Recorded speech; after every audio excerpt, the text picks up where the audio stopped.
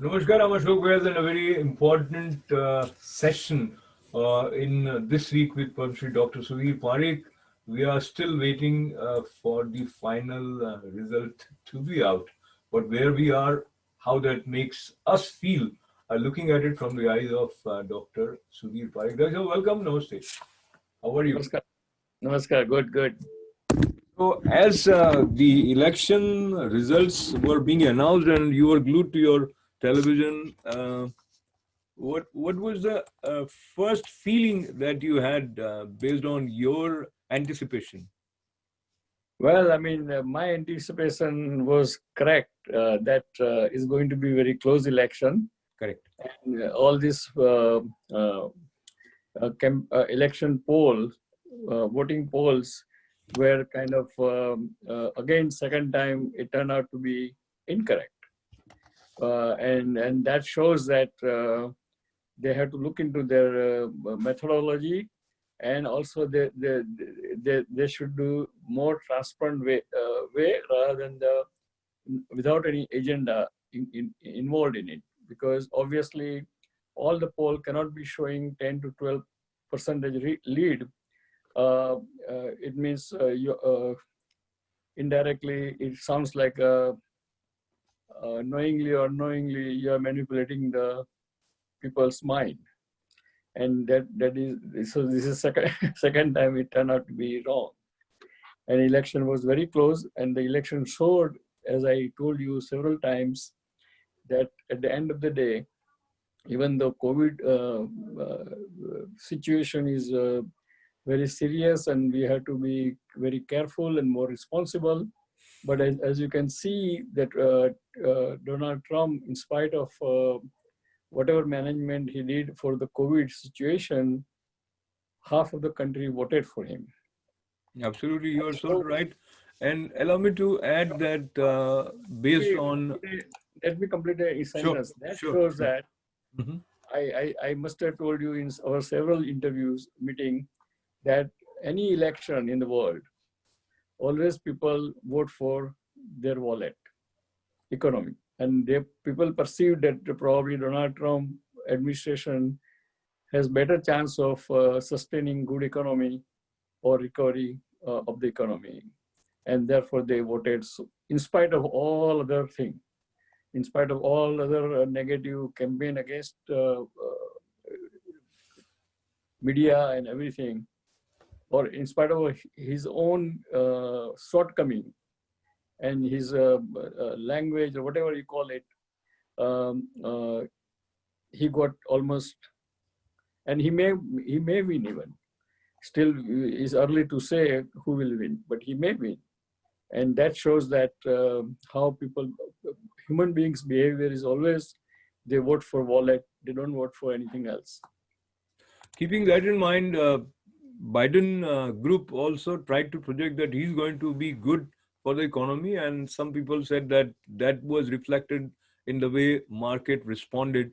Even today, while we are not clear who is going to lead, market has responded on Wednesday morning positively to the journey so far in terms of result declaration. And allow me to add that when you look at the underperformance of Biden in the election as compared to the projections, that also makes us think about people not being open in terms of declaring their support for Trump. Right. Okay. So now because Biden group or advisor or said about they have also good economic to revive the economy, and that's why market went up. That's not true. Always market goes up when they knew that the Senate is remains still in the Republican hand. So it doesn't matter who becomes the president. There is a check and balance there. And there will not be a very drastic, even Biden becomes president, he won't be able to raise the taxes as what he was saying during campaign. And because if he raises that, then economy can tank again. So I think that's why market is up, not because they believe that his plan is better. Absolutely. So overall results especially New York, New Jersey, Connecticut, remained as were expected, these being more of a Democrats' hold. But let us look at the situation in Pennsylvania. President criticized the decision of Pennsylvania's governor in terms of the way the counting, and people have said that in the last 24 hours, he kind of changed the rules, and there are likely to be some lawsuits which we will see down the line. But at this moment, do you think Pennsylvania result is likely to play significant role in determining who leads the nation? Yeah, I think so, because still, see, remaining the Georgia and North Carolina will most likely go towards the Trump basket, and that will take both the candidate to almost 260 plus. Not and so the whoever wins the Pennsylvania, again, that 20 votes will make them over 270.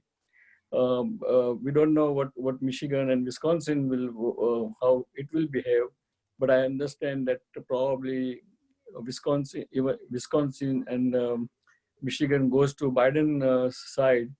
If Trump wins Pennsylvania, then he can be a president. So so that's why it's very important, and I think they have some good legal point that in the middle of the election, when all the mail voting started, you cannot change the rules. And number two, all other states, they match a mailing or ballots signature of the person with their signature, whether it's right signature or not, to prevent the fraudulent mailing ballots. And Pennsylvania did not do that, and they changed the rules themselves. So I think it opens up for legal challenge. Absolutely. And as we speak, without having the conclusive result in front of us, for quite some time, it was 238 for Biden and 213 for President Trump. And now, where we are, analysts are saying that in order for Biden to win, he only needs one of the two, Arizona or Pennsylvania. Whereas for Trump to be victorious, he needs to win both Arizona and Pennsylvania. How do you see the chances in terms of Trump continuing Well, to right lead? now, what I understand that Trump is ahead almost 11 plus point in Pennsylvania, and Arizona he's behind. So because of the Biden's that ban on fracking situation, I think he lost a lot of support, in the election. So I think if Trump wins that, and if Trump wins Michigan, then I think Trump has probably. So it's very interesting. So it's a neck to neck. Is nobody can predict. You can argue either way. At the end of the day, it has to be 270 plus electoral votes, and if they tie, then it goes to Congress, and in the Congress, it doesn't count like how many. Every state has only one vote for Congress. So, and if you do that way, then probably Republican has majority in Congress, even though real majority is Democratic majority. So in Congress they can win, and in Senate also they win, because you can see in Senate also Republican majority is there. So that shows that still both has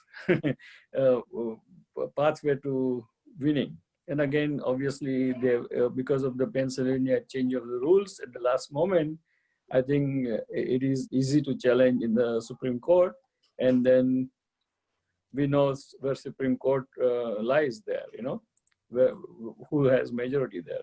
So let's see. It will be interesting, everything. Indeed, it is interesting, and one can anticipate that we won't have results clearly in front of us till Friday, at least looks like it. But let's see. And looking at the demography in terms of the support, reports suggest whites didn't vote for Trump as they did in numbers in 2016. And young black voters were more pro Trump than as they were expected.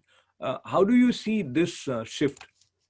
Well, again, this shift is not only young black votes, but young black, Latino, all the minority Yes. votes for Trump, because again, they all are looking for their future and economy.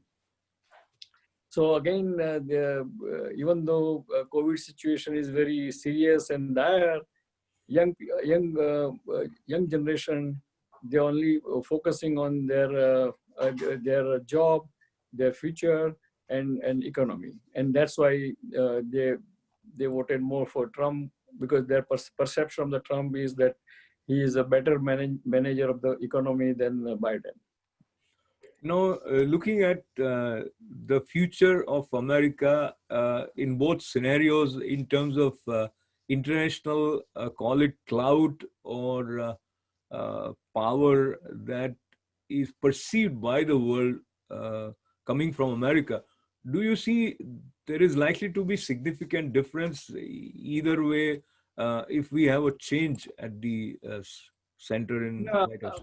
I don't think there is a difference between either one, because America, outside America, means at the national international level, the whole perception, I mean whole function of the America is different, because of the only currency, world currency is a dollar, and as long as America has dollar and America has uh, uh, authority to print any number of or any amount of dollars, they can control the whole world and world's economy. Or if not control, but they can influence the whole world's economy. So I don't think either one, whoever wins international thing, will remain same, except I mean, if you look at the historically, during Obama and Biden administration, American troops involved in so much aggressively or big way in Middle East, and we lost so many our soldiers. And in Trump's last 4 years, there was no war, and he did not send any soldiers to the, in the international level, in conflict. So that is probably is a plus, because why we don't have to be policemen of the world. We can be a superpower and influence the world with our economic clout and other clouds. I think that sounds quite interesting. And as we move forward in the concluding part, let's look at the law and order situation and potential apprehension of people, especially in the aftermath of Black Lives Matter movement.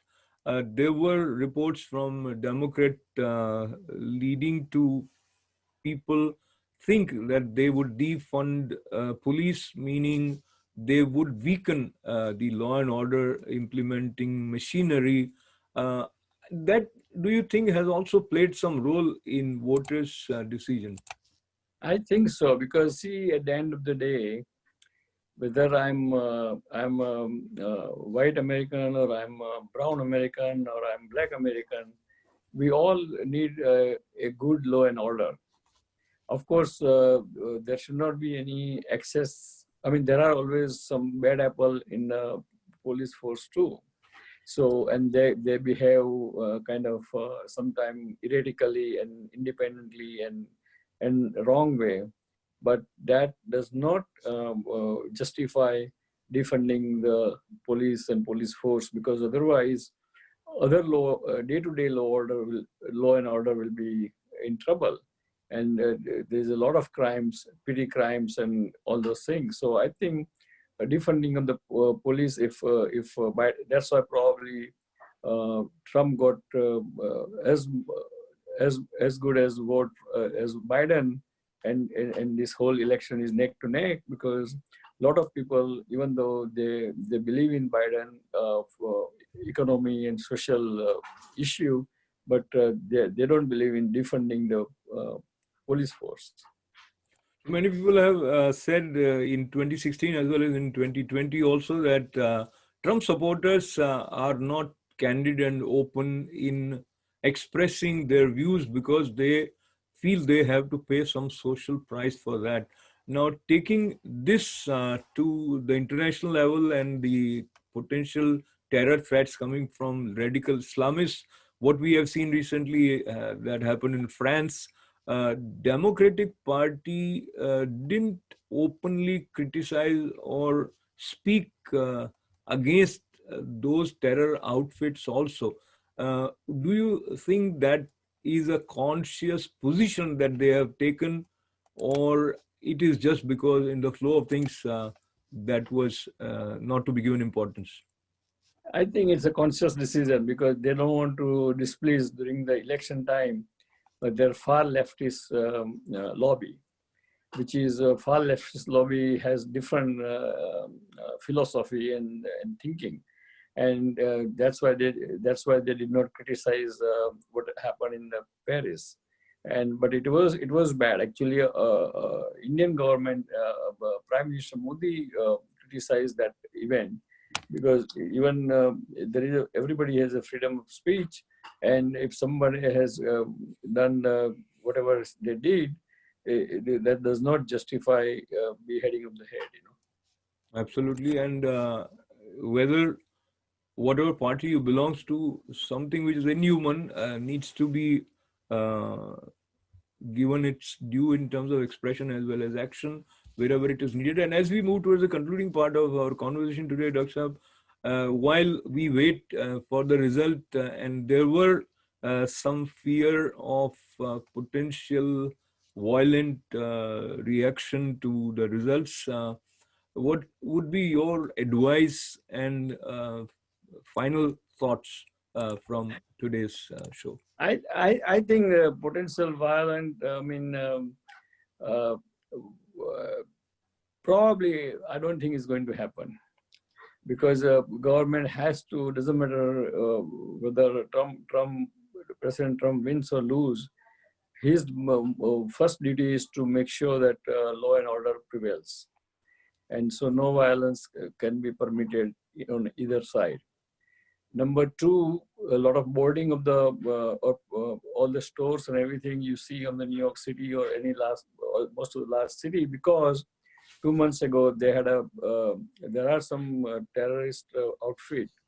They took advantage of peaceful protest against the Black Lives Matter. They were kind of infiltrated in that protest, and they did a lot of looting and damage to the property, and so you can say that it is more. I mean, uh, left extreme is also equally responsible as right extremists. But I don't see any kind of one should not fear about any violence or any, because government has duty to protect everyone, and they will, and any violent protest has to be condemned. Only peaceful protest is welcome. Absolutely. And final words. Well, I mean, America is the oldest democracy, has really exercised its democratic rights. People has exercised their democratic rights, and as you can see that uh, uh, before voting, the polls and everything was again one-sided, but uh, people showed, people answered that it is not so, and everyone has their own different reason why they voted, where they voted, and I'm glad that everyone voted and of their choice, and that shows that democracy is still alive and healthy and kicking. So thank you for joining us. We'll see you next week. God bless America. God bless India. And God bless all our voters who voted. Thank you.